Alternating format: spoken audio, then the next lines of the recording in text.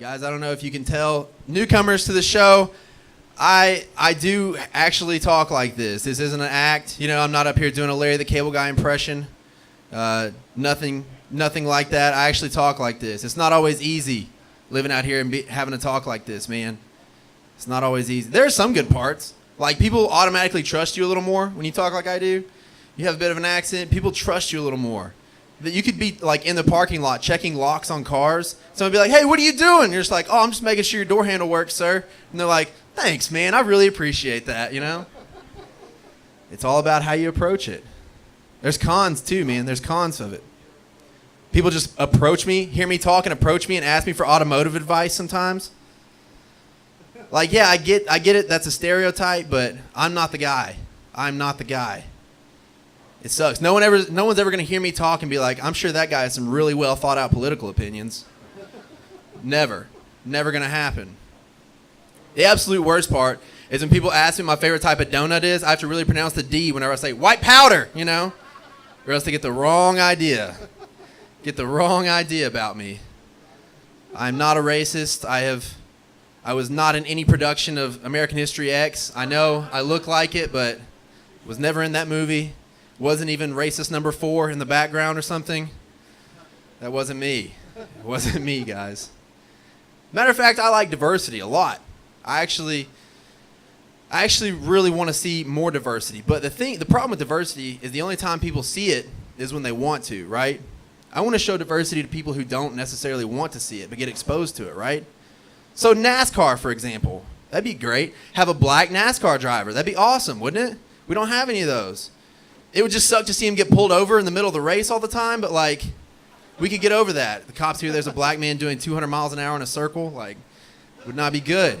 Would not be good. I think having a gay wrestler would be good. Those people need to see some diversity, don't they?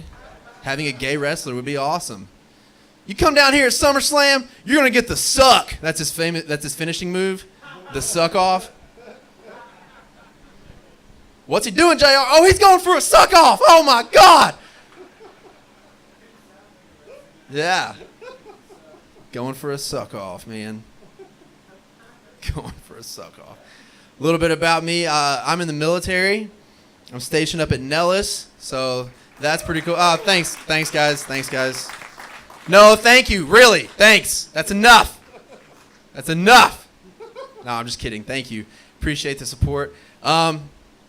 I've been in the military for about 6 years now, and there's one thing that's weird about military people is there's like 2 different generations of military people, right?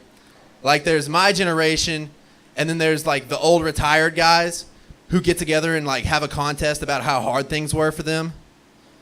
Like, yeah, you don't know what it's like to sleep in a tent in the desert, digging your own bed spot. You have to shit in a hole. I'm like, sorry, I passed my ASVAB and I joined the Air Force. My bad, dude. Sorry. People are always like, hey, why didn't you join Special Forces? Were you not tough enough? It's like, well, no, definitely wasn't tough enough. And I joined so that I could get more job opportunities on the outside. So I'm like a helicopter mechanic now. I can't imagine being like a Special Forces dude and sitting in an interview and being like, yeah, we stormed the village and I personally compromised 14 combatants in an interview, and he's just sitting there with that steely-eyed glare. The guy across from him is like, that's great and all, sir, but I do not see how that makes you more qualified to be the manager of this Chili's. Like, it's awesome that happened, but we're worried about chicken sliders. That's what we're here for. Not compromising combatants. It's tough, man. I talked to my granddad the other day, and he told me something. He said he was a Marine in Vietnam, man. He was like in the shit, you know what I mean? Has like the fucking devil dog tattoo right here. And he told me one time, he said, I always dry my socks an extra time because I remember for 6 weeks straight in Vietnam, I went without dry socks and got a huge foot fungus. And I was like, man, yeah, I always put fabric softener in my towels because I stayed at a Red Roof Inn one time, and the towels were like a little rough, a little bit rough. So it's like a whole different comparison, man. Like I said, I grew up kind of white trash, man. Okay, I grew up really white trash. Let's be honest about it. Like, I basically came out of the womb wearing a sleeveless Pantera shirt. You know, that type of white trash. No? None of y'all did? Man. Like, by the age of 3, I was able to do this.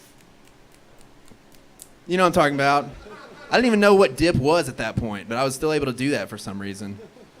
Strange. I come by it honest. My parents are white trash, too. I called my mom up the other day on Mother's Day, and I said, Mom, did you get the Mother's Day gift I sent you? She said, yeah, I did, and I appreciate it. You know what? You may be a son of a bitch, but you're not a bitch of a son. How about that? And hangs up. Wow.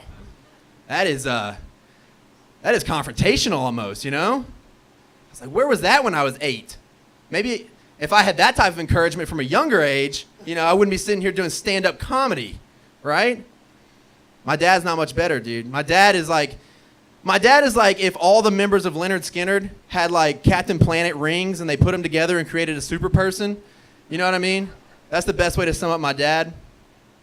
He's a huge NASCAR fan.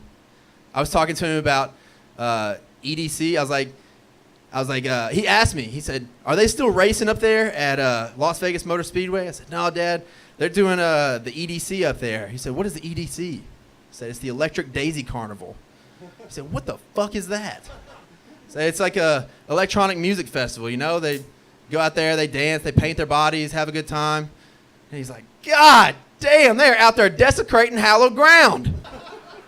That place is for racing, not for your damn beat boop Stephen Hawking from his chair type music. I don't want to hear that shit. Dale Earnhardt didn't die for this. Lightning McQueen didn't die for this. I don't even know if he's dead, but he didn't die for that.